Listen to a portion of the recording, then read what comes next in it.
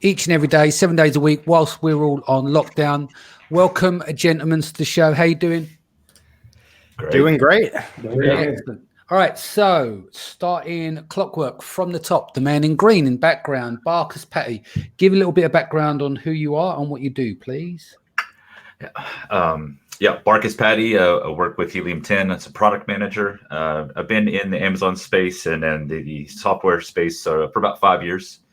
Sell a little bit on my own, and I work remote. I've been in South Alabama for the past 5 years doing remote work as well. So wife, 3 kids, family man, making it all work. Excellent. Somehow. And Gilad, go over to you, mate. Going to give a background on yourself. Yeah, sure. Amazon seller since 2015. 2017 started the VAA Philippines. What we do is we specialize in filtering and training Amazon virtual assistants in order for them to work with Amazon sellers. Married with 2 kids, 2 babies at home. My wife is handling them together now when I'm here. Okay. Omer, over to you. Sure. Former Amazon seller, started in 2015. Now founder of Urtasker, which provides e-commerce account management and it's a marketing agency.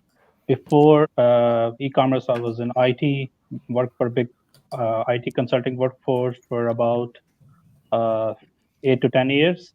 I have 3 kids, wife. I am in Long Island, New York. Mm-hmm. Yeah. And Nate, over to you. Yeah, so my name's Nathan Hirsch. I was a longtime Amazon seller. I sold for about 7 years. I started a marketplace called Freeeup based on my experience scaling my Amazon business with virtual assistants. I scaled Freeeup for the past 4 years. We ended up getting acquired at the end of 2019, and now congratulations. Appreciate it. And now that I'm done with that transition, I'm working on my new venture, OutsourceSchool.com, which teaches people how to use virtual assistants, how to interview them, onboard them, train them, manage them, but also how to do specific things like how to use them to get on podcasts, how to use them for merch, how to use them for lead generation, whatever it is. And we're creating some cool software as well. So that's me. Sounds good. Right, let's go into it. So basically what today's show is about is to help Amazon seller community to make the most of this situation with distributed teams, in-house staff, VAs. Some people may have to lay their staff off or adjust their timings and stuff in terms of putting them onto different projects, shortening their hours. So today's like, how do we optimize in a crisis and what do we do? I mean, to give you an example, I've managed to retain almost everyone. I had to let go a team member on one side, but I paid them 5 weeks' wages and took care of them and give them a soft landing there. Some of my guys were fine. A couple of I've just moved around on different projects and stuff. But it'd be good, Nate, to give me your experience. I know that you've exited the Freeeup business, but obviously you still have very close connections there. What kind of impact happened almost straight away for you guys, and you see the reflection going across the market? Yeah, and I've been talking to Mark Hargrove, who bought Freeeup. He's a great entrepreneur, and he had a good line. He said, "Hey, it's easy when everything's going well. It's easy to have success. It's when things aren't going well and when stuff happens that you kind of see what real entrepreneurs are made of." And I mean, they're not panicking over there. I think they're having natural clients that can't afford virtual assistants that are pausing work. They're probably getting less requests, but they're using this time to restructure and to reorganize. They're not letting anyone go from the internal team. They're using it to improve their systems, improve their processes, train with virtual assistants. And I think the people that are out there that have been using VAs that have a team, to me, the biggest thing is communication. If you're someone that can do what Danny did and can reorganize and restructure and move people to tasks or train them in different things, great. If you're someone that can't, be open and honest with them, because a virtual assistant might have 3 different clients that are all affected differently from this craziness, and they need to know how bad it is for you and what they're looking for. And the last thing, and I'll pass it off, is I personally would try to give them options. Do you want to reduce your pay? Do you want to cut back your hours? Like, try to come up with some different creative options and see what's best for their particular situation. Yeah, that makes sense. Same for you, Omer. What's your take on the situation? What was the impact on yours? You're a slightly different setup in terms of what Nate does. They offer VAs there with you. You're a distributed teams. Do you want to explain what that means and then Sure. articulate your answer.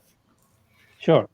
So first of all, I don't call anybody who works on e-commerce, I don't call them VA. I call them e-commerce assistant, specialist, or expert. Okay, based on their skill set. Their skills. Yeah.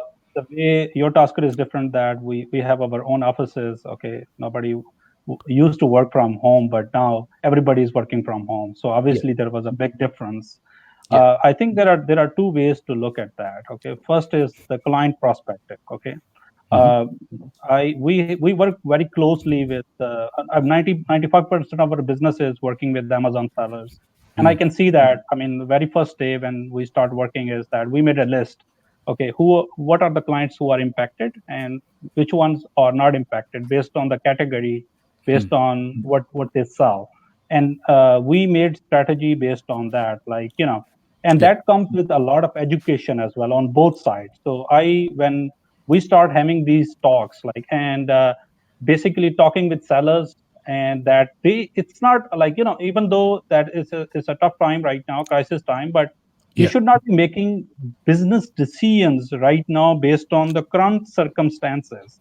Okay, you need to keep future in mind as well. When I talk to a lot of our clients as well, like, look at that e-commerce. There is no doubt now that e-commerce is going to stay here. Okay, it's the future. Okay, so how you are scoping that future which is coming for your business? That's the first thing. Second thing, an important part is basically how you are taking care of your team. Okay, because they are the one who are suffering as well. Like, you see in India, Philippines, in Pakistan, it's a crisis right now. A lot of IT companies, they have closed their offices and they have to work. Okay, so you have to be very sympathetic. When you're talking to, you have a sympathy that they are working from home and they are going through some stuff. Okay, so you need to work on both sides and look to understand the perspective. So I tell whoever is working on with our clients that learn about their neighborhood, what is going on, what they are going through, and talk about that. And I think one of the and I must appreciate, Danny, the work you are doing, and we are basically taking notes on every session you are doing, and we are kind of talking to our clients based on those points, and that of help us all. So that all I do is I curate. I bring in good people and hopefully ask the right questions. It's my guests that bring the magic to the table. But sorry, go on, Karen. Yeah.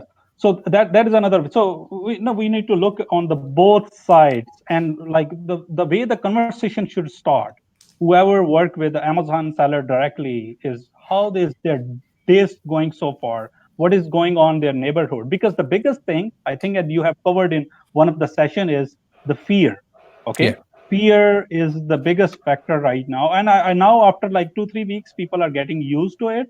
Okay, and when it comes to work, I tell like all of the people out there, like, I cannot believe if people are selling on Amazon and they don't have work. Just go back to their emails.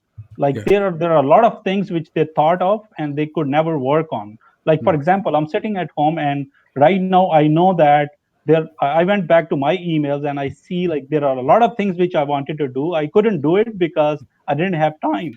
Now it's a time we can work on that. Okay. So it's basically how you strategize your workforce and your communication with your clients. Cool. Bringing in Jalad here. What's your take on things as well? Well, I think lately in the last couple of days, we had many sellers coming to us. You have to understand that we're actually supporting two things. We have the community of VAs that are part of VAA, about 70 VAs, and they're counting on us, to connect them with sellers, and they're afraid. They don't know if their sellers going to leave them or not, and what's going to be the next day. And on the other hand, we have the sellers coming in, talking to us, and the big sellers, they tend to more understand that the importance of keeping their VAs. It's more of the new sellers that just started, and with them, they think, okay, now things are going down. Maybe this is one of the expenses I should cut. And the idea here is really to talk with the seller and to really understand from him if this is the right move for you, because it's actually a good opportunity now to show your virtual assistant, your VA, what you're made of, what your company is made of, that you're believing in them. And if you're just cutting them, saying goodbye, maybe we'll come back in a few weeks or a month or two from now, and then we'll start over again, and everything is going to be great. But you never know if this VA is going to be available to you or not, and you're losing the trust between you guys, and the cost that will cost you to keep that VA for this period could be, much worth it, because if you're showing your VA that even when it's getting rough, then you're there with them. And then they're going to understand that you're here for the long run, and they're going to give you 10 times more than they did before. So this is really like a huge opportunity for you actually to show your VA that and to get much more from your VA. After that, there are a lot of things that you can gain on the business side from keeping a VA in this period, like Omer said about emails and stuff, but probably we'll talk about it later. Yeah, communication is key. Barcus, I'll bring you in here. I know that you don't run like a VA business, but you work 2 large companies. You work with 6 Leaf, where you had teams there. I'm assuming the same with Helium 10. What are you seeing it on as a seller stroke business side? What's been your take over the last couple of weeks? Your mic's off. 1 second. Let me switch it back on. There you go. There we go. Yeah. I think 2 things, in whether you are running a business like Helium 10 or you're running a product business on Amazon. I think there's 2 things: is setting the expectations from both parties, but then also empowering your VAs. I see a lot of people in our community that want to hire somebody for whatever, whether it's $5, $10, $15 an hour, but then they get frustrated because they're not doing certain things. Like and when I say setting expectations, like write a standard operating procedure. And all these guys here can speak volumes more to this too, but like write out what you expect them to do and communicate that when you're interviewing these people, you know. But then also empowering them, like when you get somebody scaled up and trained to run your business, like start giving them more, empowering them. I can only speak to really I've worked with people exclusively in the Philippines, and what I've taken from that work culture is they take a lot of pride in their work. Like they want to, most of them want to do a really great job, and they want to perform to exceed your expectations. So if you understand the work culture in whatever country you're hiring, but then really laying things out, interview them as you would interview somebody that you're going to hire for a 6-figure position. You know, take that kind of, and it's your responsibility to put all that stuff in front of them. And if you don't, you're going to be disappointed with them. Yeah, that makes sense. I want to change the subject slightly here, which I want to bring up to you guys, and I hope everyone listening here. I've seen a bit of a trend where people are using this time, reaching out, looking for VAs for $1 an hour. I just want to say, you are shitbags. If you're going to pay people that kind of money, it brings out the worst of people and the best of people in a crisis.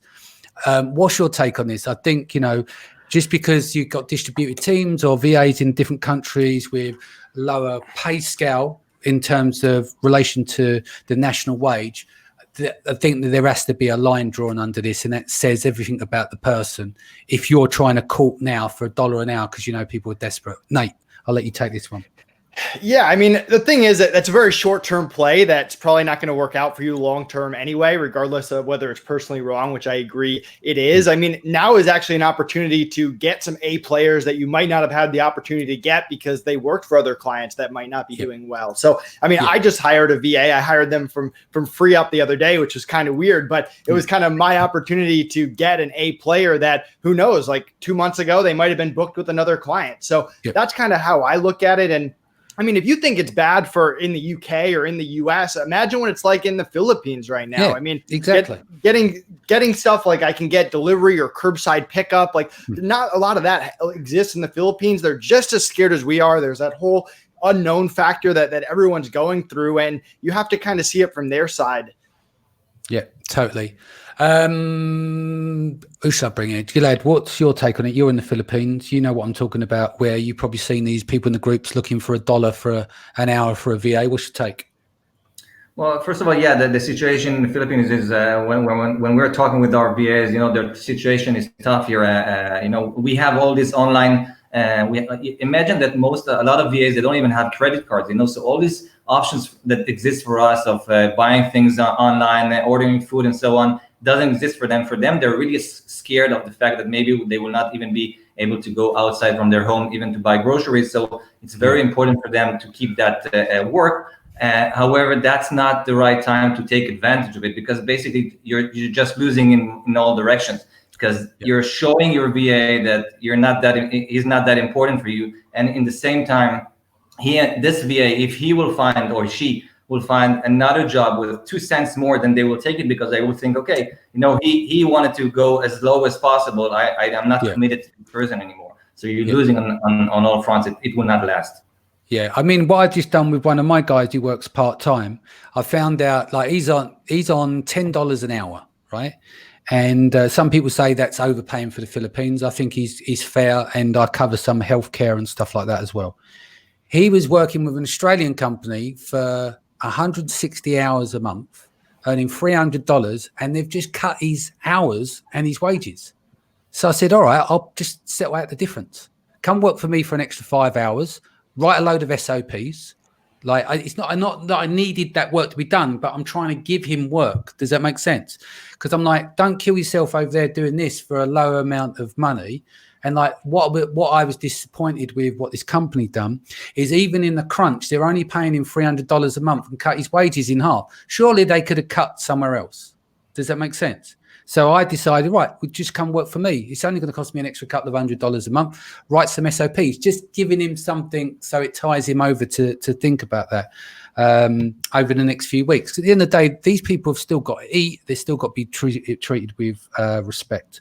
Omer, let's bring you in here. What have you seen? Have you been seeing any of this kind of cutthroat, low pricing, trying to get VAs in the desperate times?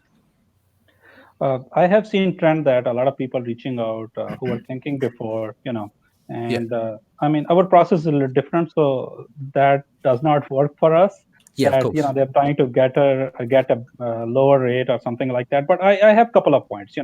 Yeah. Whenever if a resource or VA, whoever is working, I will speak on their behalf. Okay. Yeah. So whenever they are taking any client, okay, they are talking to anyone. Okay, they need to also assess whether that is a entrepreneur or business owner or someone who is just doing business for hobby.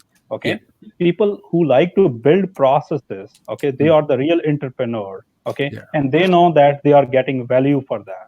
And so you need to assess that. You need to look at that. And I always say that if in this crisis time, okay, I would say that even if you are getting like I cannot imagine that e-commerce business owner are going through tremendous losses or something like that. I know that everybody is making money, or they are on the track. There are some people who are not doing well, but they need to stick with their team. This is the time to show your respect. You need to show that these are the people, they are also suffering. You're not the only one. So if you show respect, I know that right now some of my guys are they work Monday to Friday. They were working on weekends just to show their client that how much they care. Okay, so this is the same attitude you need to do when you are either assessing clients right from the beginning, when they start working with you. It's a famous thing which Danny, you said at PPC Congress. If you see something like that, you need to fire them. So I think you need to you need to see that from the VA or from a resource perspective, that you don't need to work with those people who have this as a hobby. You need to work with the real entrepreneur.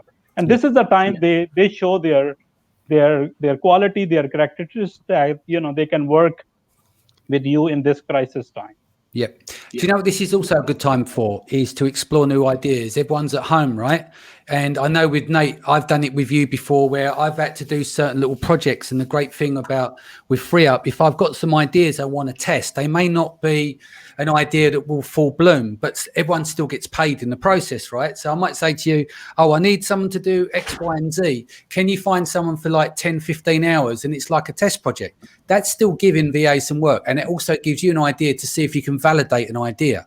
Does that make sense? Especially when you've got to put 2 or 3 people into the mix. So I'd always say to people, if you've got ideas that's sitting on the back burner there that you want to test out, you can speak to like one of you guys. I'm not here to individually promote. They can reach you guys when they'll know how to reach you after. But this is a great time to test ideas and say, look, I'll give you some project work, and that could make a massive difference to the bottom line for someone in the Philippines or one of the distributed teams over in India or Asia or wherever they may be. Yeah, I mean, I completely agree. I'm kind of in a weird spot because I'm starting a new business, Outsource School. So now it's kind of my time to put my head down, and I've been hiring VAs, I've been hiring video editors, I've been hiring graphic designers to get in web developers to just build stuff. And like you said, there's a certain trial and error element that happens with every business. It's one of the things that I know you and I really enjoy. I like throwing stuff against the wall and seeing what's working. And there's no better time to do it now, because if something's working now, it's going to blow up once all this is over. So that's kind of how I'm approaching it, is saying, hey, I think Omer said this, but what kind of projects can I get off my plate now? What have I been putting off? What kind of ideas can I try? And I mean, everyone's in a different spot too. If you're a newer seller, if you don't have a high budget, if your personal bills are not allowing you to keep someone on as a virtual assistant, that's a little bit different than if you're a bigger seller or you've been selling for years and hopefully you have an emergency fund, and you should keep your people on and make sure they're protected during this time. So depending on where you're at, make a logical decision and just keep the virtual assistants in mind. Yeah. Gillette, give me some ideas. Sellers that are sitting on the call now maybe have got to that stage, where it's the running joke. It's like, we're going to do some external traffic. We're going to learn chatbots. And it's one of those things on your list that everyone does or is meant to do, but never gets around to doing it. Give some ideas of what people could be doing now. It could be some SEO work and things like that. So whilst Amazon, if you're selling like non-essential goods, for instance, this may be the time to start building out pockets of little teams with expertise. So give me some ideas of what people can do. Well, I would say that, instead of just looking only at the things that you postpone all the time, think of what's the need at this moment. The need for this moment is to continue and to not lose your audience. You have so many people. Imagine all these people all the sellers that are selling things that are not essential for the moment. So their sales are obviously going down, but their community, the people that buys from them, they're still there. They're going to continue to buy, and that's your opportunity, to build a community, to start either by social media, to start creating newsletters and contacting either by phones, calling your customers if you already have their phone numbers, if you already are advanced and you got their information, or even emailing them, telling them, hey, we're still here. I know that this is a tough time for you, but let's say that you're selling, camping tents. Okay, so nobody's buying camping tents at the moment because everybody are locked down, but everybody are fantasizing about it. Everybody are waiting for the time that they will go out and start hiking again. So this will be the time for you to start looking for this audience and contacting them, either by creating a Facebook group, Facebook page, newsletter, or just contacting these people and starting to gain their trust. And imagine that nobody else is doing that at the moment, because everybody are focused on their sales going down, and the ones that will have virtual assistant, they could use them to prepare themselves for the next step once everybody are all waiting to go out. Yep, makes sense. Barcus, do you want to step in? You got some words here? I think going back to your second question, actually, like when you start to lowball people, don't expect them to stick around. Mm-hmm. First off, you said it best, but so we don't need to shit bags. Yeah, I'll say it again. Yeah. But you can't expect a lot out of somebody. Don't expect it. Expect them to bounce as soon as they can find somebody that will pay them a reasonable wage too. So don't expect maybe they will still be respectful and give you a 2 weeks notice. Maybe they won't, but it's just it's disrespectful, but going back to, to, I guess the last question you were asking is, I think that especially in these times, you might not know what you're going to do or what's really happening. I think daily stand-ups are really good, where you maybe get on a Zoom call or, any type of virtual call, Skype, whatever you use, and talk to your team. Maybe it's one person, maybe it's 10. Just have a casual conversation like, hey, what's going on? What do you guys need help with? Anything like that. It just like it's this mental, it just kind of helps that day progress. If they see you every day, or maybe you do it every other day or whatever, maybe you wake up a little early, and if that requires you to get out of bed an hour earlier each day, it just shows a little bit of respect to your team.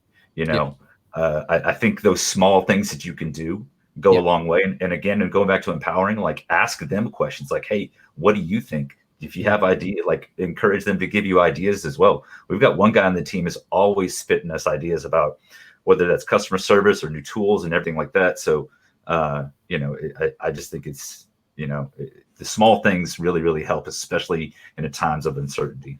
Yeah, definitely.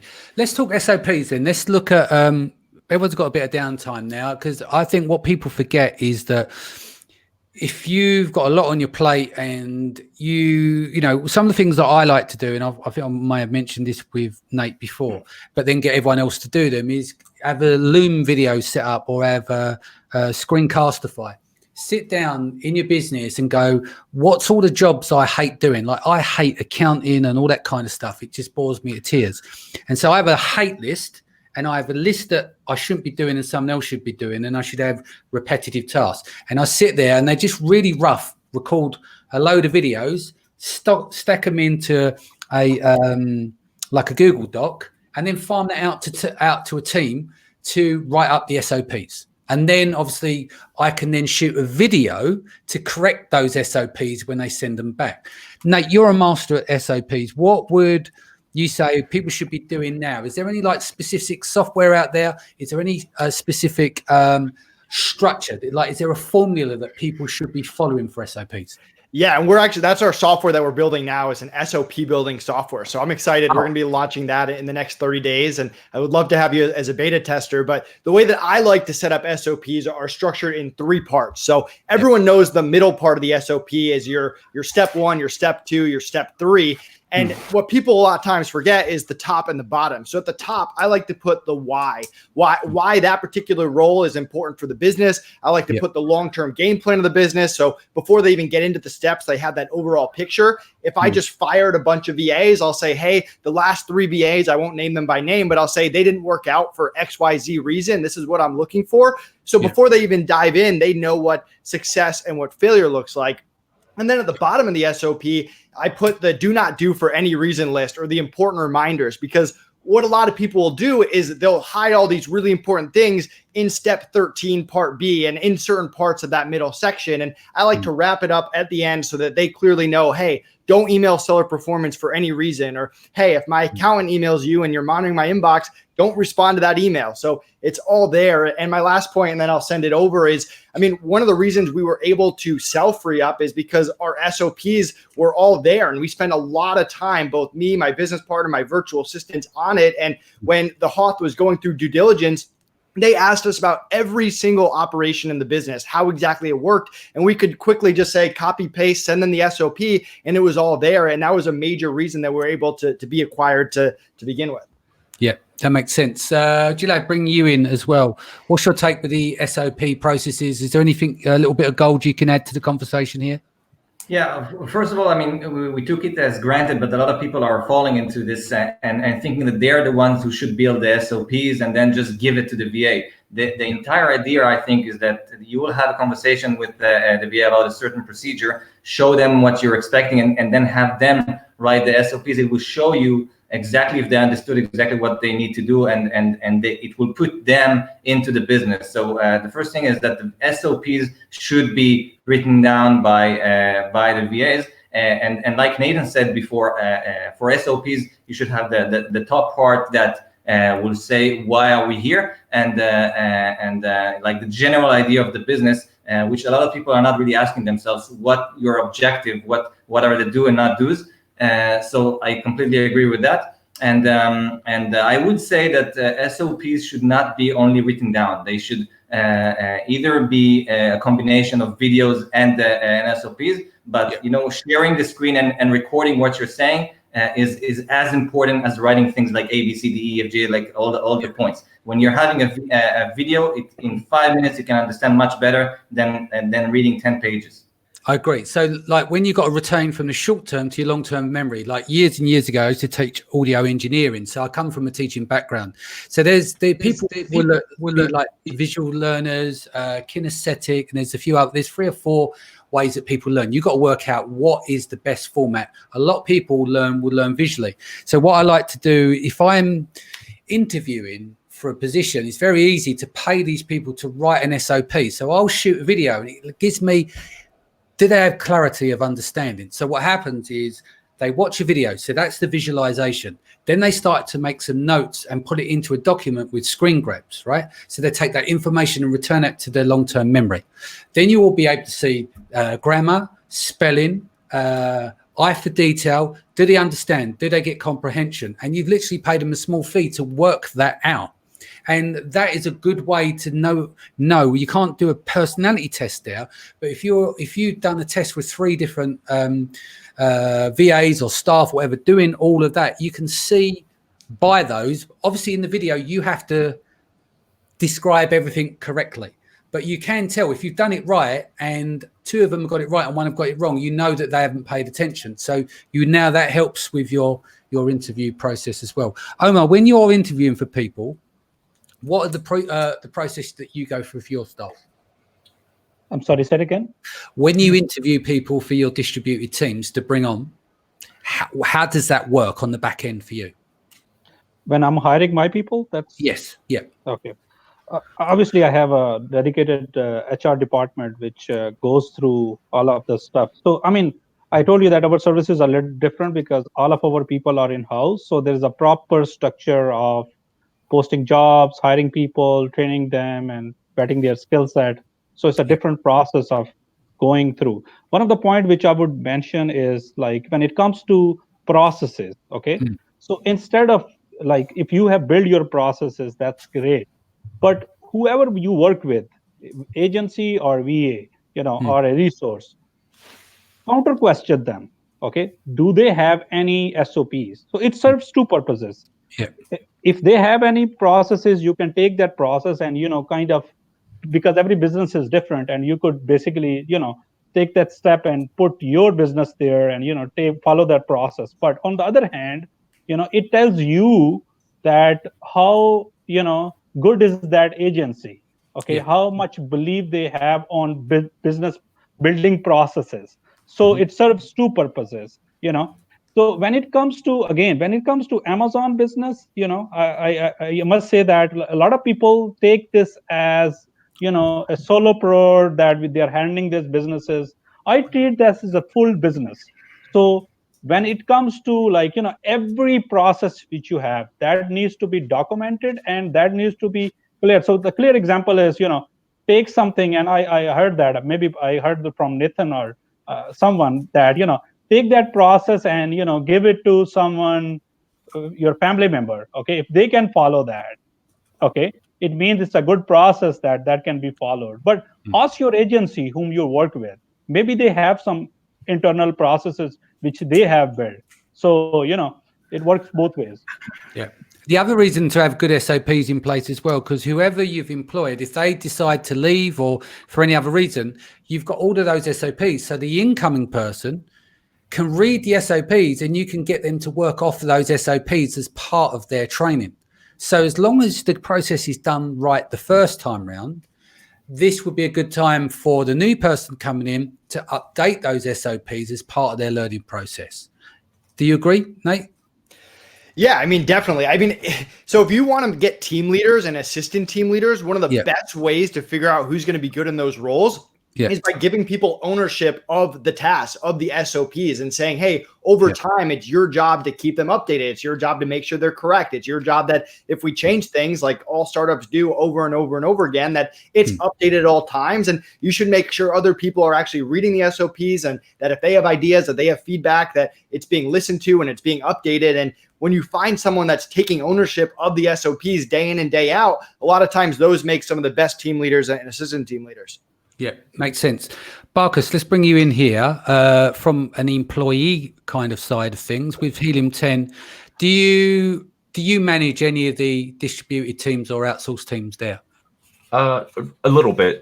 As a product manager, I own 2 tools. And so I'm responsible for building all of the necessary information they need to help our customers with those tools. So, building out it's very simple for those tools, but you have I like to create a list of saved replies. It's a living document.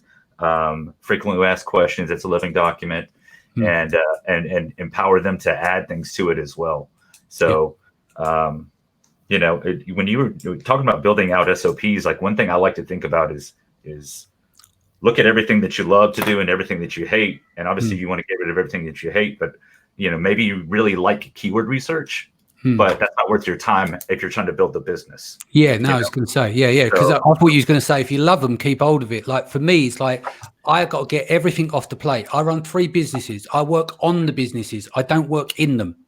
Yeah. If I worked in them, I couldn't run 3 businesses. I need to have that macro view. I need to understand what's going. So there are stuff I love doing, but I have to put my ego aside and go, well, no, someone else can do that. I'm taking work off someone. I have specific jobs to make the businesses run. And speaking for me personally, like I'm a perfectionist to a fault, and we've talked about this before. But I heard something from a mentor a long time ago, and it was 80% done by somebody else is still 100% awesome. Yeah, like nobody's ever going to do things the way I would do it, and that's okay because we're all different human beings. But if they can get you 80% there, and you didn't have to do that 80%, that's cool. This is a great question, actually. Let's move into that because let's talk about, we did touch on it earlier on. And I think this is the biggest problem. As soon as you move from a solo and then start having a team, you have to realize with the greatest respect, and this is the great respect to my team as well, they are not me, right?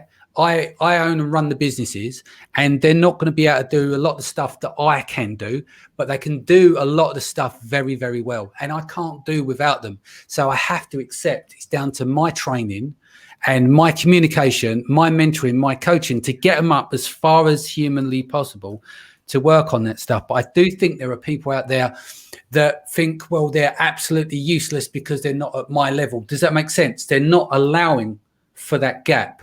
Let's bring you in, Jalad, here. Have you seen that as well, where you've had to articulate this to people? I see it a lot. We call it the Superman syndrome, you know, that exists specifically online, because if you go outside of offline business, then somebody opens a restaurant and, you know, it's automatically he will know that he will hire a chef, he will hire a bartender, he will hire a waitress to help him with the business. But online business, suddenly you think that you can handle everything yourself, and just because you're in front of the computer, then it's very difficult for you to let go, because obviously you're the founder of the business, so you know best what to do with everything, and suddenly everything else will become, you know, will be very you will think twice before giving that to delegate it to somebody else.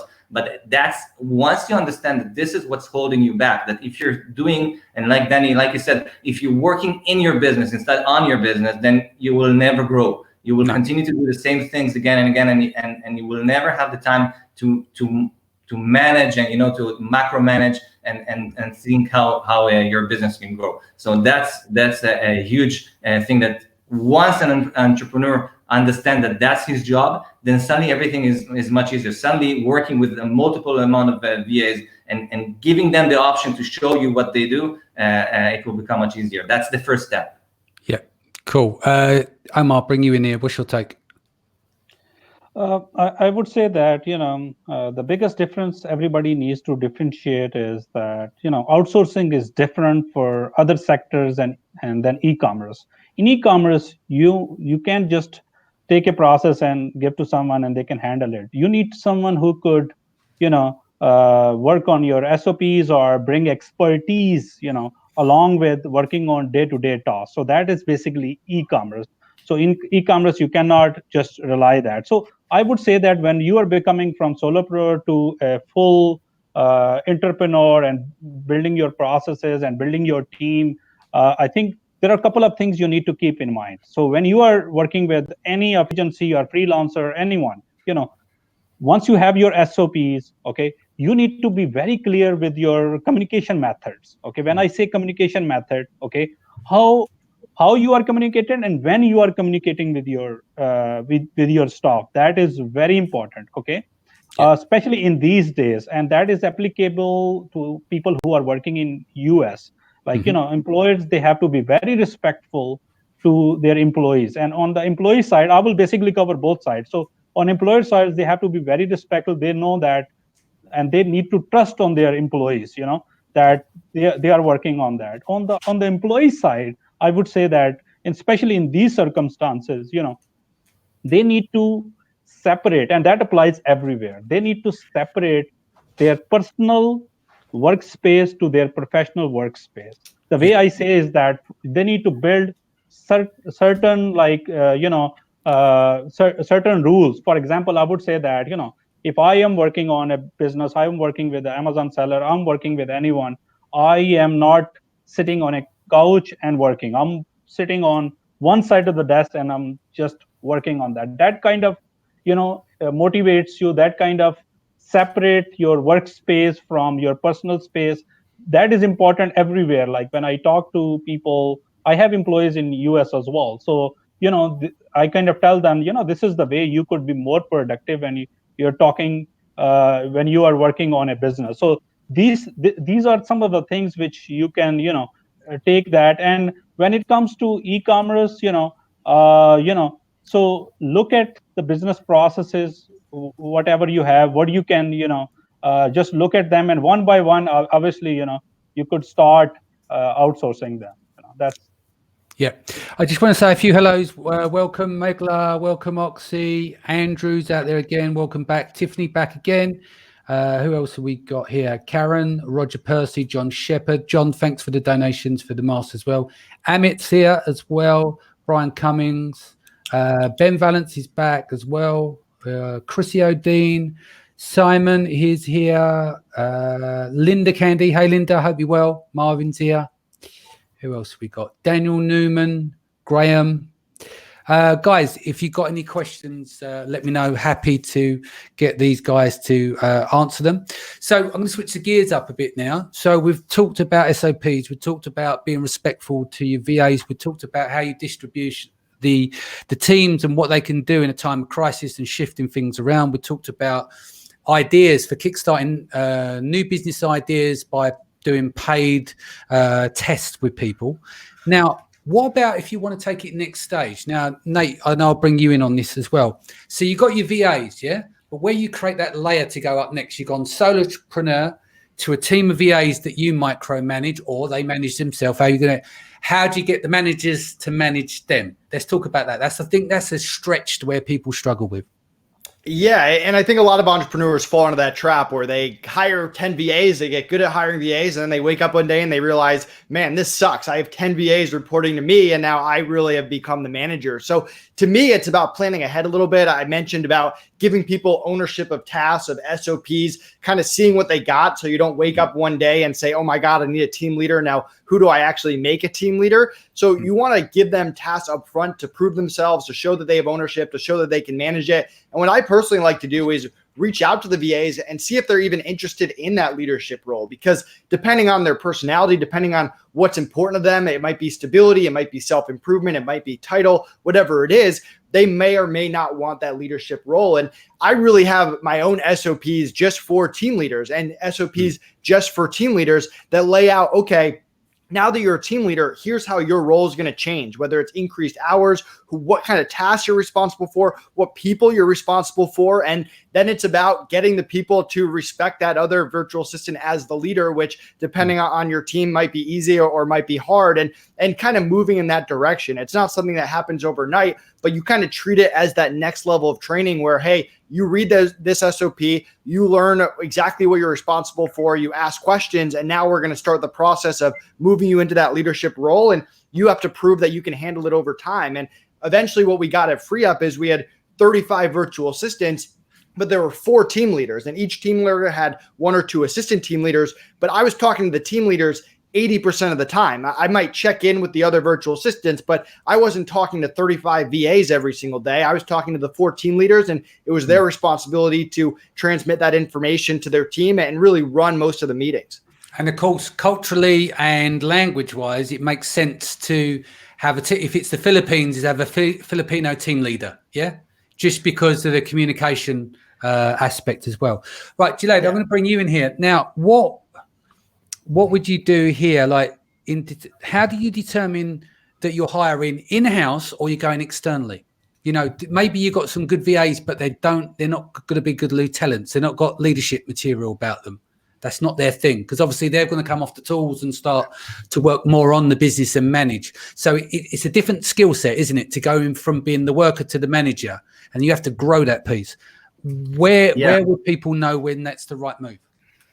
Yeah, well, I would say that the optimize thing, the best option for you to do is to hire somebody from within, to grow them to become a leader. But usually it doesn't happen that way. Usually you don't think from the very beginning that you're hiring somebody that you have to test to make sure that he's going to be fit to lead.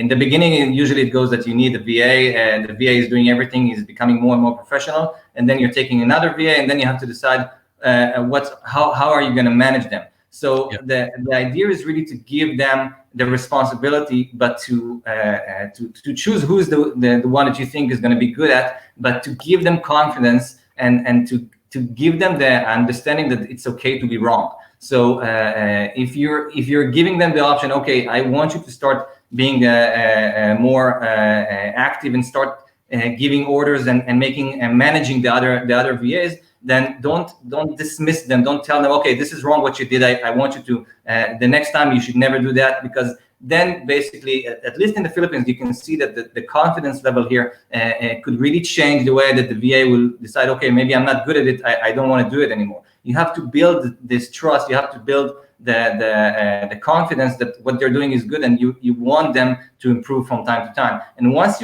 you're deciding for them that they understand from you that it's okay to be wrong, but you're there and you're supporting them, and that's your decision, then I would say this is better than hiring somebody from outside just to land on them and start managing them. Yeah, I just want to bring in Peter Zapp says, "Hey Peter, hope you're well. Hope you're in good health. Training managers to manage. It's a corporate problem too. I like to define tasks, define goals, define metrics. The metrics allow one to compare different people. Do that for managers and individual contributors." Roger said MS Teams. I don't know what MS is, mate. MS Teams seems to be the go-to nowadays, but is used as much internationally, ? I imagine integrating apps like Trello into it would cover most tasks. Could you write that in English, Roger, for me so I can understand, mate? And then we'll go over that one in a minute. Can I bring in Barcus? How do you bring in leadership role to manage distribute teams? Not you, I know HR, but how does that work? Yeah. I think that when you have a team of VAs, whether that's 2 or 10 or more, I think one will typically start to naturally shine. You'll see one, maybe more, that will start to want or just start taking on more responsibilities by themselves. And then that kind of makes an easy decision of, okay, this is probably the person that needs to, that wants to, and probably has the, the skill set to go forward. I think that Nathan touched on it too, is having that one person, like communicating to that person more, especially when there's a language barrier. I think I think it's important, but also setting that clear expectation. Like Nathan said, it might be easy or it might be hard to put that person in that management role. But I think if you communicate with your team, at least regularly, the entire team, whether that's once a week or however you decide to do that, they built a certain rapport that they understand things that are coming from you. And when you say, hey, Nathan's gotten this promotion, he's now going to be responsible for this, this, and this. If you have questions, go to him. If you set the clear expectations of what to do with Nate, what to come to me for, it sets the tone of that role. And then when you set the tone of that role, there's really don't leave anything to mystery. So when somebody's not listening to Nate, for example, I can go to him and be like, hey, Danny, why aren't you listening to Nate? Like he says he's having some trouble. What's going on? How can I help you? So, just being empathetic, like being upfront about things too. Yeah, I mean, I noticed the difference culturally as well, in the sense that because Filipinos are very proud and they're scared to get anything wrong, I have to beg my guys, say, look, don't worry about fucking up. I'm here. You just tell me. It's not a problem. But don't disappear. Don't get embarrassed. It's not about being wrong. It's about eventually getting it right. If you're listening and paying attention and keep making mistakes, that's a different story. But you're not. You're doing it because you're shy and you're embarrassed about it, but we can't fix that unless. So I always have a brutally open conversation, but that's only because I've learned more about the culture now. And I think that becomes a problem with new entrepreneurs coming in, hiring VAs from the Philippines and going, well, what's going on? Because they suddenly go disappear, and maybe they're a bit heavy-handed, like with their responses a bit short on chat or email, and say, look, you messed up here, blah, blah, blah. And that kind of scares them off and puts them on the back foot.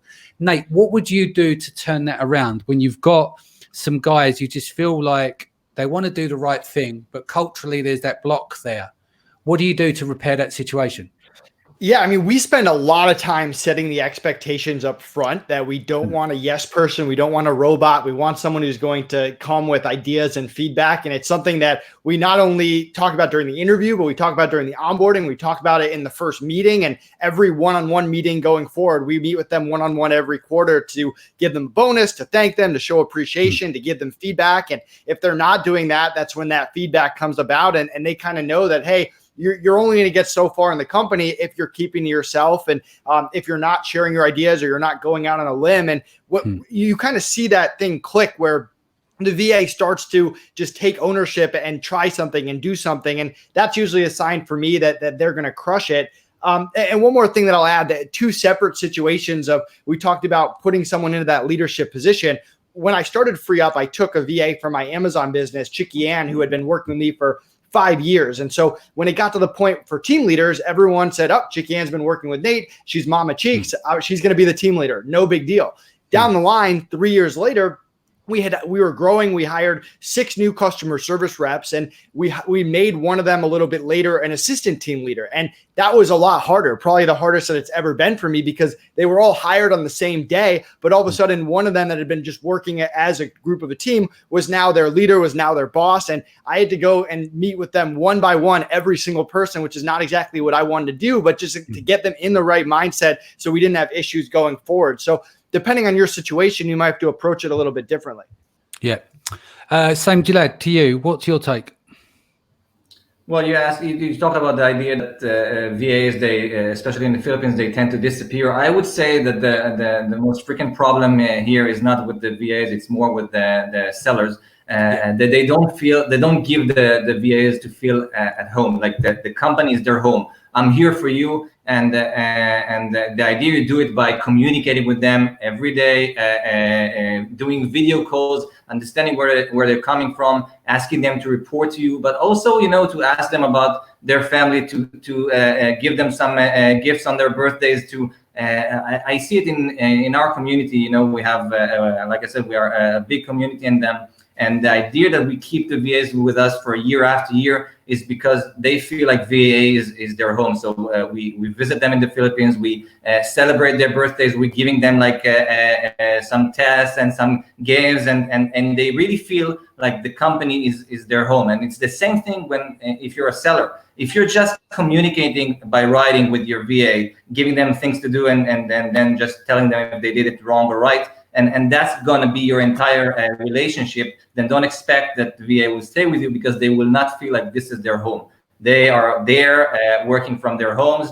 They're not really feeling connected. You have to make them feel connected. Yeah.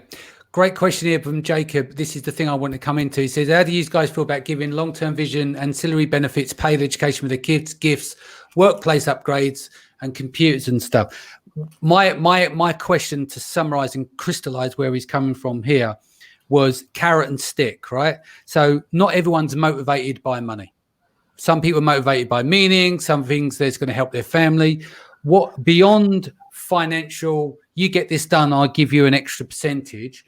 What are the other benefits that the audience can give to their VAs to make their life better and more meaningful? You want me to go?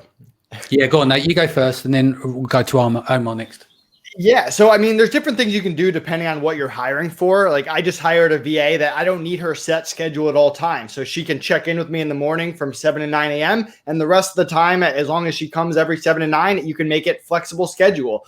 You can visit them in the Philippines, like someone said before, which I've done. You can schedule meetups. I've had VAs that live close to each other that will have a meetup and we'll pay for the dinner. We've had a Christmas party every year that I've run VAs where everyone that can gets together and we cover that Christmas party. So it's stuff like that. I've never done the the health insurance thing or pay for their kids' schools. I have bought a VA a laptop. That was an extreme exception, someone who'd been working with me for a while. But I did put programs in place so that as Freeup's hours went up, their pay automatically went up without them having to ask or get a raise. And we did take hundreds of thousands of dollars from the sale and give it to our team in the Philippines to make sure that they were taken care of. So there's other ways to go about it besides like the scholarships and stuff like that I think is not something that I've ever done.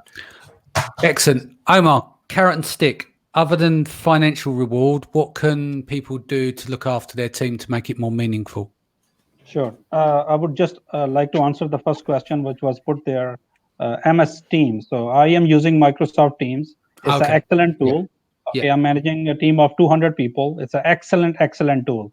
We kind of retired Zoom and brought Microsoft Teams, so it's working excellent. So that's the first answer to the question. When it comes to incentives, I told you that our structure is different. We have in-house people, so we provide like all kind of benefits, health, and all other stuff.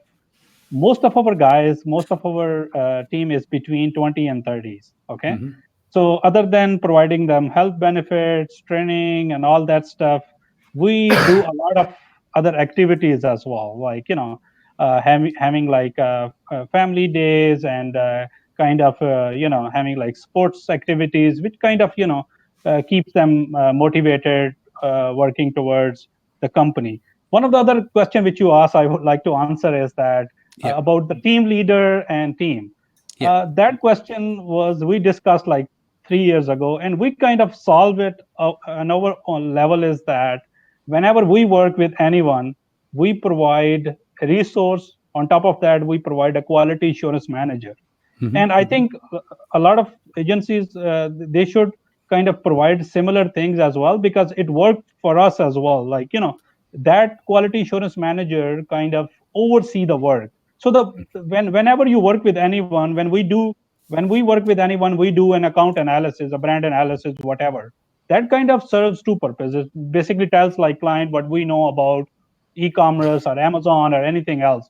It also serves another purpose. It tells us what is the growth opportunity, okay? And you take this example and kind of, deploy a team or number of people or one person. If you see a growth opportunity in the future, you could deploy someone who is good at team management, because you are seeing at a bigger picture that in like maybe 1 month, 2 months, 3 months down the road, this person can be a team leader and can manage team. On top of that, if people are working individually, if they have a smaller business, we kind of provide a quality assurance manager. And I think everybody should build these processes just to help them, because again, e-commerce is not just a hobby; it's a full-time business, and you should treat it as a full-time business. Yeah, I think going back what you said there is. What I call management as well is a safe pair of hands. Like all of us on this call, we're entrepreneurs, right? I'll be the first to admit, I'll be bored shitless being a manager week after week following processes. I'm fucking useless, but I'll smash doors down and get deals done, build things, and then I can throw that to a team and go, there you go, you're the safe hands, you take care of all that stuff, and just come to me when there's a problem, and then just focus on the ups and downs of the day. Does that make sense? Nate, I know that you look at SOPs and stuff, but you don't strike me as someone who's like sitting there constantly in the process all the time. You're more of a builder like me, right? Yeah, I mean, I have a 90-day rule that me and my business partner, Connor, made back in, man, I don't even know. We must have been in our early 20s, but where we don't do anything longer than 90 days. Like right now, we're building processes for Outsource School. The first month, we're throwing stuff against the wall. We're seeing what's working. Maybe we have a VA that's helping us try different things. By the second month, we're starting to create those SOPs. We have a pretty good idea of what's not working. We're perfecting it. If we haven't hired someone yet, we're interviewing them, we're hiring them. And then that third month is getting it off our plate. So at the end of the 90 days, we can add more stuff, because us entrepreneurs, and me included, we have a habit of just continuing to add more and more stuff to our plate. And you need to make sure that you're just constantly delegating, constantly taking stuff off your plate as you're adding. Yeah. Gilad, I'll bring you in here on the same thing as well. You're an entrepreneur. Do you find the same, that even though you're process driven in the beginning, you get ideas off the ground, but you want to hand that to a safe pair of hands, let them do that so you can get back to doing other stuff, like the creative stuff? Yeah, I think I always ask myself the next question. I ask myself, I mean, is the thing that I'm doing now, is it only me that can do it actually, or with all my knowledge as the founder of the company, as a seller and so on, or if somebody else can do that for me with, you know, a person with the right training, a person with the right attitude and so on. But if the answer is yes, somebody else can do it instead of me, then there's not even a question about I should not be doing it. I should be focusing only on the things that I, as an entrepreneur, as the owner of the company, can do, that nobody else can take that decision instead of me. Nobody else can lead and grow. So that's my point of it. You should always ask yourself this question. If the answer is no, somebody else can do it, then give them do it. Yeah. What's your take, Barcus? Were you, I know you're a product manager, but you strike me as a creative person as well. Do you get into the dirt with the details of stuff, or are you quick to hand stuff off to people? A little bit of both. I think that I'm more creative than analytical, and I'm getting a lot better at taking an idea for a product, feature, tool, whatever, and planning it out, speccing out, and then handing it over to the developer team. So, and that kind of thing can just obviously go over to VAs. A lot of planning needs. If you want to build a VA team, it takes a lot of planning on your end. It's your responsibility. It's your business. And again, these guys are pros in this field, but it goes, the more that you plan, the more that you put into your VAs, and the more you to build out structuring that team, the longer and farther that can go and take your business. Sounds good. Right, guys, we're coming up to the top of the hour now. So I'm going to give you scenarios, going to go around the room, and I'm going to ask you to give 3 things that people should implement into their business. Small Amazon seller, solo entrepreneur, Nate, what are 3 things they should do to grow? Man, 3 things they should do as a smaller seller. Yeah, I would systemize everything right from the beginning. We've kind of talked about SOPs. I would try lots of different things before you figure out what products you actually want to sell. I mean, I tried every kind of product that I liked back in the day and eventually settled on baby products. If you can imagine me selling baby products back in the day. So a lot of times you end up in a direction that you're not comfortable with, that's outside of your comfort zone. And third, and this is my personal thing, is try to network with as many people in the space as you possibly can. The first thing I do at 7 a.m. every morning is reach out to 3 new entrepreneurs and not try to sell them, not try to pitch them, just set up a networking call. And it's something that I was terrible at when I was an Amazon seller myself. I kind of thought that I had this big secret that I didn't want to share with other people, and I secluded myself. And it's easy to do that when you're working from home as an Amazon seller, but put yourself out there, meet other people in the space, and over time, you're going to learn a lot and get to know a lot of great people. Cool. Omer, you're in the middle of a pandemic like now, but you've got a shit ton of cash in the bank and some ideas to push forward and grow.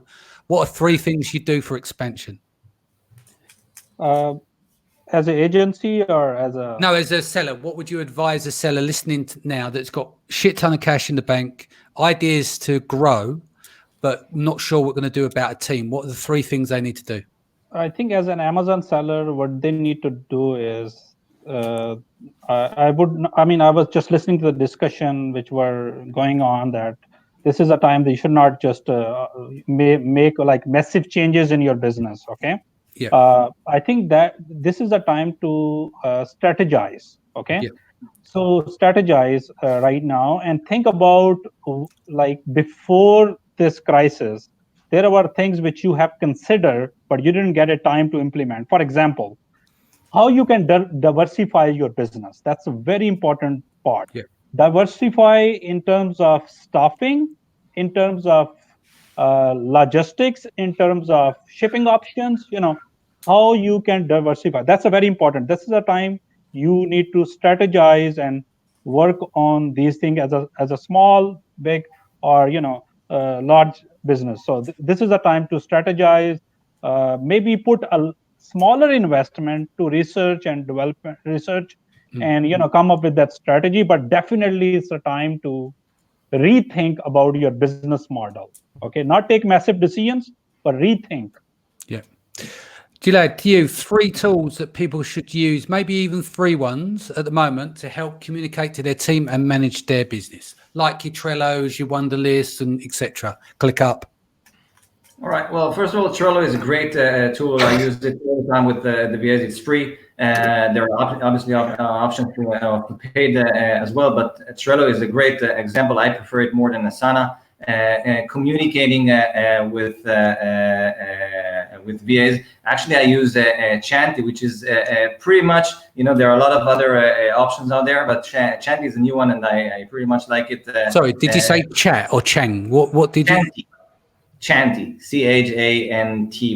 Chanty. Right? Okay. Yeah. Sorry. Yeah. That's a cool tool that I like. It's a new one. I like to usually use the ones that are just starting instead of doing what everybody else is doing. So these are the best two. And for your last question before, I would say that if you have a VA now, if you have money to spend, you have time, use this VA to always know what's new on Amazon. Okay, and go into it. Okay, so there's a new thing in there that just started, a beta of some kind of Amazon posts that just started something on PPC. Take the VA to learn it and start using it before everybody else is doing. This is why you have a VA to use this manpower in order to do something that nobody else is doing. Yeah, Barcus, 3 things that people can do to show love to their team to make sure they're taken care of. I think it's small things. I love daily stand-ups. Just I communicate with 2 of the managers every day, and then routinely with the rest of the team. And just showing your appreciation goes such a long way. Like, some people don't need an attaboy, a pat on the back. I don't need it, but some people need that. They need that to feel heard and respected. So understanding those who needs what can go a long way. I think paid time off is a great thing. Maybe it's not money, but maybe somebody is working from home like all of us do, and maybe they want an extra couple of days each month just to spend time with their family. And then I would say constantly check in and ask them questions like, "Hey, what do you need? What do you need?" Because and a lot of us, I mean, especially me, I'm prideful. Like I don't like to let anybody know I need anything because I'm a Neanderthal and I can obviously do everything myself. But like it could be a small thing. It might be like, well, I could use a microphone if you have them recording any audio or anything like that.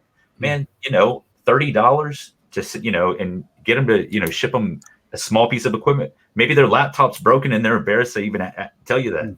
If so, buy them a laptop. Everything that can save them time helps you save time in the process. So. Yeah, sounds good. All right, before we disappear, I just want to announce the shows for the rest of this week. So Thursday, it's Wednesday today, isn't it? Thursday, 2nd of April, Amazon compliance. We're going to talk about certification, essential goods, and inspections.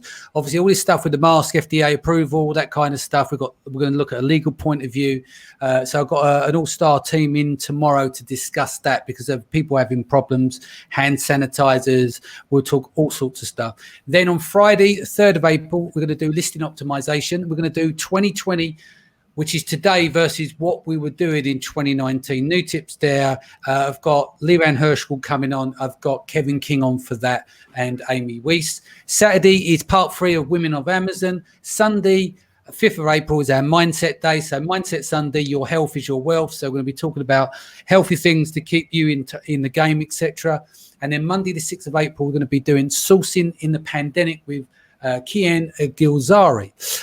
Just want to say thank you. Many thanks for a great show from Pat Taylor. Herb says, thanks, guys. Roger says, you need a trim, Barcus. I'm jealous, Roger, of his beard. He's had a trim recently. He's got it looks nice, but he ain't going to get out for about 3 months to get that trim. Then we've got Laurie. Thanks, guys. Thank you, Mohammed. Tiff, again, good to see you. Who else have we got? Daniel. Yeah, he did say about MS Teams. I know that Omer was talking about this earlier on. So before we go, just go around the room. Barcus, if people want to reach out to you, how do they get in contact with you? Shoot me a message on Facebook, or you can shoot me an email, barcus.p@helium10.com. Yep. Gilad, what's the best way of reaching you? Either private message or VAA Philippines.com. Okay. Omer? They can reach out at www.urtasker.com. Excellent. And Nate, what about yourself? Yeah, I'm probably one of the easiest people to contact. Contact me on any social media channel, Nathan Hirsch, and go to outsourceschool.com if you want to check out my website. Cool, guys. Thank you for joining us today. Thank you for giving up your gracefully giving up your time. The audience as well. Thank you so much. Cross-platform. Thank you to all the groups that share all these videos. I look forward to seeing you all again tomorrow. Take care of yourself. Take care of your families. Stay home. Lots of love. See you soon. Bye. Bye. Okay.